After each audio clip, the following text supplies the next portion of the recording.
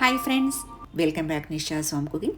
അപ്പോൾ ഇന്നത്തെ വീഡിയോയിൽ നമുക്ക് അടിപൊളിയായിട്ടൊരു ബിരിയാണി റെസിപ്പി കാണാം. അപ്പോൾ അതിനുവേണ്ടി ഞാനിവിടെ മീൻ എടുത്തിട്ടുണ്ട്. നെയ്മീനാണ് എടുത്തിരിക്കുന്നത്. ഇതിപ്പോൾ ഒരു 500 ഗ്രാം മീനാണുള്ളത്. നല്ല ഫ്രഷ് ആയിട്ടുള്ള മീനാണ് നമ്മൾ ഇതിന് വേണ്ടി എടുത്തിരിക്കുന്നത്.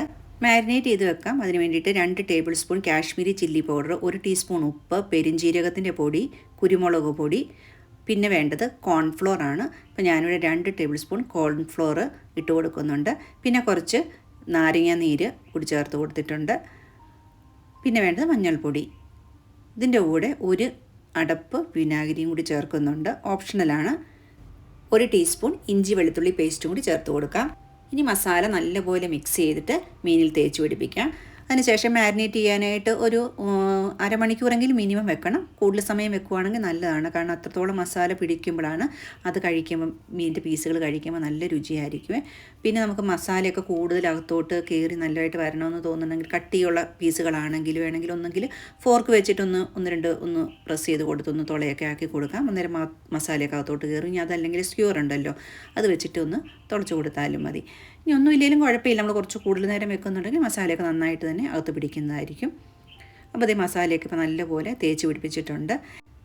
കോൺഫ്ലോറൊക്കെ ഓപ്ഷണലാണ്. കോൺഫ്ലോർ എന്തിനാണ് കൊടുത്തെന്ന് വെച്ച് കഴിഞ്ഞാൽ നമ്മൾ മീനിങ്ങനെ തിരിച്ചിടുന്ന സമയത്തൊക്കെ പൊട്ടിപ്പോകാനൊക്കെയുള്ള സാധ്യതയുണ്ട്. അപ്പോൾ അതിന് വേണ്ടിയിട്ടാണ് നമ്മൾ അതൊന്ന് അവോയ്ഡ് ചെയ്യാൻ വേണ്ടിയിട്ടാണ് കോൺഫ്ലോർ ചേർത്ത്. ഇനി ഇല്ല എങ്കിൽ അത് ചേർത്തില്ലെങ്കിലും കുഴപ്പമൊന്നുമില്ല, ടേസ്റ്റിന് വ്യത്യാസമൊന്നും വരത്തില്ല. മീനിൻ്റെ ഷേപ്പ് ഒന്ന് പോകാതിരിക്കാൻ വേണ്ടി നമ്മളങ്ങനെ ചെയ്ത് കൊടുത്തു എന്നുള്ളതേ ഉള്ളൂ. ഫിഷ് ബിരിയാണിക്കൊക്കെ നമ്മൾ എപ്പോഴും ഉണ്ടല്ലോ, നല്ല ഫ്രഷ് മീൻ ഉപയോഗിച്ച് ഉണ്ടാക്കുകയാണെങ്കിൽ നല്ല രുചിയായിരിക്കും, നല്ല ടേസ്റ്റായിട്ടാണ് കിട്ടുന്നത്. പിന്നെ ഇത് ഫ്രഷ് ആയിട്ടുള്ള മീൻ തന്നെ ഇപ്പം കട്ട് ചെയ്തെടുത്തതാണ്.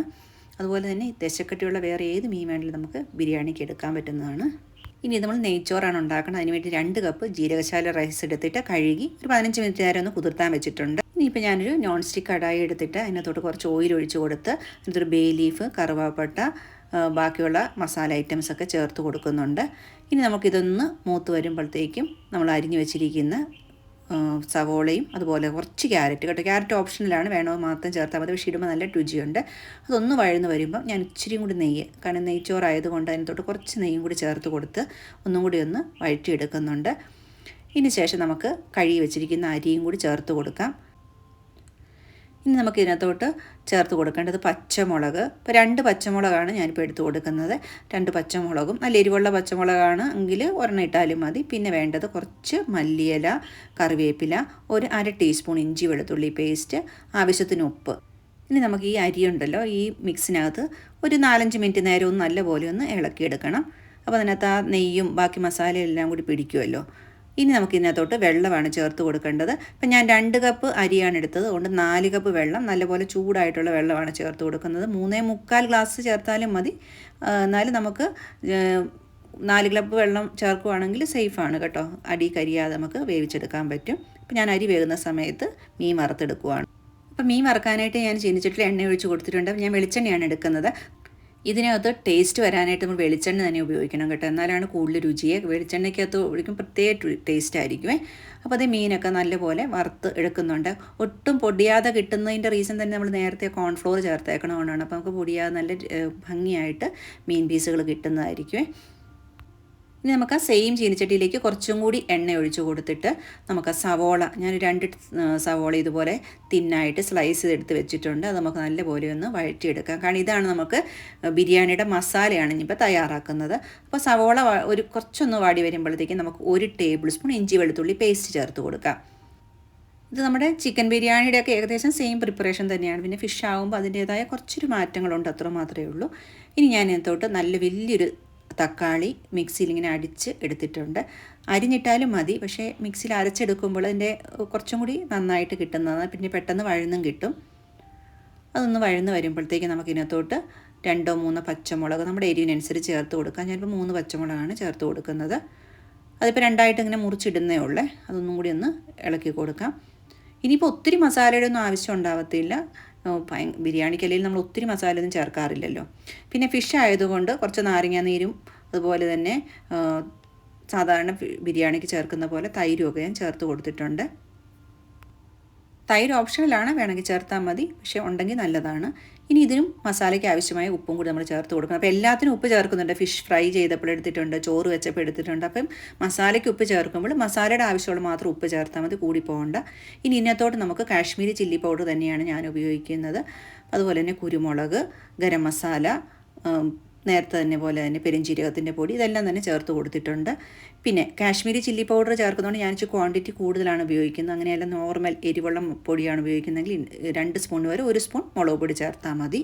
ഇപ്പോൾ ഇതേ മസാലയൊക്കെ നല്ലപോലെ വഴന്ന് എണ്ണയൊക്കെ തെളിഞ്ഞ് വരുന്നുണ്ട്. ഈ സമയത്തുണ്ടെങ്കിൽ ഞാനതൊട്ട് 1/4 കപ്പ് ചൂടുവെള്ളം കൂടി ചേർത്ത് കൊടുത്തിട്ട് ഈ മസാല ഒന്നും കൂടി എടുത്ത് മിക്സ് ചെയ്തെടുക്കുന്നുണ്ട്. ഇനി ഫിഷ് ബിരിയാണി ആയതുകൊണ്ട് നമുക്ക് അതിൻ്റെ ഫിഷിൻ്റെ ഫ്ലേവർ കൂടുതൽ വരാനായിട്ട് നേരത്തെ നമ്മൾ പകുതി വറുത്ത് വെച്ച മീനിൻ്റെ പീസ് ഉണ്ടല്ലോ, അതുപോലെ കഷ്ണങ്ങളാക്കിയിട്ട് ഈ മസാലയ്ക്ക് ചേർത്ത് നല്ലപോലെ ഒന്ന് മിക്സ് ചെയ്തെടുക്കുന്നുണ്ട്. അപ്പോൾ നല്ലൊരു ഫ്ലേവറായിരിക്കും ബിരിയാണിക്ക് കിട്ടുന്നത്. അപ്പം കഷ്ണമൊക്കെ ഇപ്പോൾ നല്ലപോലെ വെന്തിട്ടുണ്ട്. ഇനി തൊട്ട് പുതിനയിലയും മല്ലിയിലയും ചെറിയ കഷ്ണങ്ങളായിട്ട് അരിഞ്ഞിട്ട് ചേർത്തിട്ടുണ്ട്. പുതിനയില ഏകദേശം 1 ടേബിൾ സ്പൂണും മല്ലിയില ഏകദേശം 1/2 കപ്പുമാണ് ചേർത്തിരിക്കുന്നത്.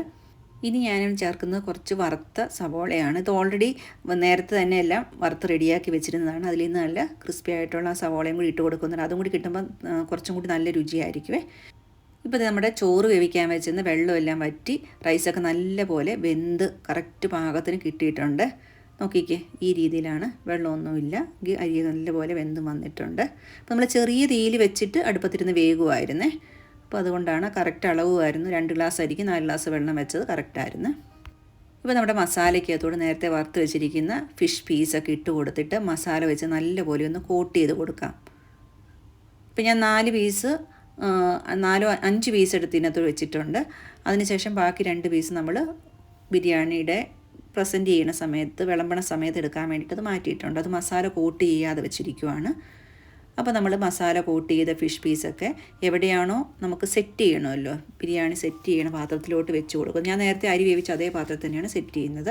അപ്പോൾ മീൻ ആദ്യം വെച്ചു, പിന്നെ ചോറ് 2 ലെയറായിട്ട് ഇടാനാണ്. അപ്പോൾ ഫസ്റ്റ് ലെയറിൽ ഹാഫ് പോർഷൻ ചോറ് എടുത്തിട്ട് അതിനകത്തോട്ട് വെച്ച് കൊടുക്കുന്നു. പിന്നെ സാധാരണ ബിരിയാണിയൊക്കെ ചെയ്യുന്ന പോലെ ബാക്കി മസാലയും കൂടി ഇടയ്ക്കിട്ടിട്ട് പിന്നെ കുറച്ച് ബാക്കി വഴറ്റി വെച്ചിരിക്കുന്ന സവോള, കാഷ്നട്ട്, കിസ്മിസ്, പിന്നെ അരിഞ്ഞു വെച്ചിരിക്കുന്ന മല്ലിയില, പുതിനയില, ഇതെല്ലാം നമുക്ക് ചേർത്ത് സെറ്റ് ചെയ്തെടുക്കാം. ഇതൊക്കെ എല്ലാവരും ബിരിയാണിക്ക് ഉള്ളി നമ്മൾ ആ മസാല, മീനിൻ്റെ മസാലയിൽ മാത്രമേ കുറച്ച് വ്യത്യാസം വരുത്തുന്നുള്ളൂ. ബാക്കിയെല്ലാം നമ്മുടെ ചിക്കൻ ബിരിയാണിയൊക്കെ ചെയ്യുന്ന അതേ രീതി തന്നെയാണ് ബാക്കി പരിപാടികളൊക്കെ. ഇനി നമ്മുടെ ബാക്കി പകുതി ചോറും കൂടി ഇതിനകത്തോട്ട് ചേർത്ത് കൊടുക്കാം. ഇപ്പം ഞാനിപ്പോൾ ജീരകശാല റൈസാണ് എടുത്തിരിക്കുന്നത്. ഇതല്ലെങ്കിൽ ബസ്മതി റൈസ് ആണെങ്കിലും എടുത്താൽ മതി. അങ്ങനെയാണ് സെയിം ഇതുപോലെ തന്നെ നമുക്ക് പ്രിപ്പയർ ചെയ്തെടുക്കാൻ പറ്റുമേ. പിന്നെ ജീരകശാല റൈസിനും കുറച്ചും കൂടി രുചി കൂടുതലുണ്ടെന്നാണ് എനിക്ക് തോന്നുന്നത്. അപ്പോൾ അതുകൊണ്ടാണ് ഞാനത് എടുത്തത്. ഇതുകൊണ്ട് അപ്പോൾ 2ാമത്തെ സെറ്റ് അരിയും കൂടെ നമ്മൾ ഇട്ടിട്ട് അതിൻ്റെ പുറത്ത് ഇതുപോലെ തന്നെ മല്ലിയിലയും കുറച്ച് പുതിനയിലയും പിന്നെ വറുത്ത് വെച്ചിരിക്കുന്ന കാഷ്നട്ടും കിസ്മിസും ഒക്കെ സാധാരണ ബിരിയാണിയുടെ പോലെ നമ്മൾ ഇതേപോലെ സ്പ്രെഡ് ചെയ്ത് സെറ്റാക്കി വെച്ചിട്ടുണ്ട്. ഇനി നമുക്കിതിനകത്തോട്ട് കുറച്ച് നെയ്യ് വേണേൽ ചേർത്ത് കൊടുക്കാം. ഓപ്ഷനിലാണ്, പക്ഷേ നെയ്യ് ചേർക്കുമ്പോൾ നല്ല രുചിയായിരിക്കും. അതുപോലെ തന്നെ കുറച്ച് ഗരം മസാലയിൽ ബിരിയാണി മസാലയുടെ പൊടിയും കൂടി ഇതിനകത്തോട്ട് ചേർത്ത് കൊടുക്കാം. പിന്നെ നെയ്യൊക്കെ നല്ലപോലെ താഴോട്ട് ഇറങ്ങാനായിട്ട് നമുക്ക് ഫോർക്ക് വെച്ചിരുന്ന് അല്ലെങ്കിൽ സ്പൂൺ വെച്ചൊന്ന് കുത്തി കൊടുക്കുന്നുണ്ട്. ഇനി ഞാൻ അലുമിനിയം ഫോയിൽ ഇല്ലാത്തത് കൊണ്ട് ഇതുപോലെ ഈ പേപ്പർ വെച്ചിട്ട് നല്ലപോലെ ഒന്ന് അടച്ചു വെച്ചിട്ട് ഒരു 10 മിനിറ്റ് നേരം ചെറുതീയിൽ എടുത്ത് വെച്ച് ആവി കയറ്റിയെടുക്കാം. ഇപ്പോൾ നമ്മുടെ ബിരിയാണി നല്ലപോലെ എല്ലാം ശരിയായി വന്നിട്ടുണ്ട്. ഈ സമയത്ത് തുറന്ന് നോക്കിയിട്ട് നമുക്കിനി വിളമ്പാനായിട്ട് എടുക്കാം. അപ്പോൾ ഞാൻ ആദ്യം കൊണ്ടല്ലോ മുകളിലുള്ള വൈറ്റ് റൈസൊക്കെ വേറൊരു പാത്രത്തിലോട്ട് മാറ്റുവാണ്. ഇത് ഫിഷ് ബിരിയാണിയാണ്, നമുക്ക് മറ്റേ ചിക്കൻ്റെ പോലെയൊന്നും അത്ര ഇട്ടിളക്കാനുള്ളൊരു പേടിയുള്ളത് കൊണ്ട് തന്നെ നമ്മൾ ആദ്യം പൊക്കത്തിൽ നിന്ന് ചോറൊക്കെ കുറച്ച് മാറ്റി വെക്കുവാണ്. അതിനുശേഷം താഴത്തെ 2ാമത്തെ ലെയറിൽ മസാലയും റൈസും കൂടി ഉള്ളിടത്ത് നിന്ന് നമുക്ക് വിളമ്പിയെടുക്കാം. എന്നിട്ട് ലാസ്റ്റ് നമ്മൾ ചോറ് പൊക്കത്തിലോട്ട് ഇട്ടാൽ മതി. അപ്പോൾ ഞാനിതിന് വേണ്ടിയിട്ടാണ് ഇങ്ങനെ വൈറ്റ് ആയിട്ടുള്ള റൈസിൻ്റെ 2nd ലെയർ റൈസ് കുറച്ചിങ്ങനെ മാറ്റിയെടുക്കുവാണ്. വളരെ നല്ല രീതിയിലാണ് ബിരിയാണി വന്നിരിക്കുന്നത്. കാരണം ആ റൈസ് കാണുമ്പോൾ അറിയാമല്ലോ. അതേ നോക്കിക്കേ, നല്ല അടിപൊളി രുചിയായിട്ടുള്ള ഫിഷ് ബിരിയാണി റെഡി ആയിട്ടുണ്ട്. ഇപ്പോൾ നമ്മൾ നേരത്തെ പറഞ്ഞ പോലെ തന്നെ ആദ്യത്തെ സെറ്റിൽ കുറച്ച് വൈറ്റ് റൈസും കൂടി, മുകളിലത്തെ സെറ്റിൽ റൈസും കൂടി ഇട്ട് ഇതുപോലെ ഒന്ന് ഡെക്കറേറ്റൊക്കെ ചെയ്ത് വിളമ്പി നോക്കിക്കഴിഞ്ഞാൽ അടിപൊളി ടേസ്റ്റ് ആയിരിക്കും. അപ്പോൾ നിങ്ങൾക്ക് ബിരിയാണി റെസിപ്പി ഇഷ്ടപ്പെട്ടിട്ടുണ്ടെങ്കിൽ തീർച്ചയായിട്ടും ഈ ക്രിസ്മസിന് ട്രൈ ചെയ്യുക. Thank you for watching. പുതിയൊരു വീഡിയോ വരുന്നവരെ എല്ലാവർക്കും ബൈ.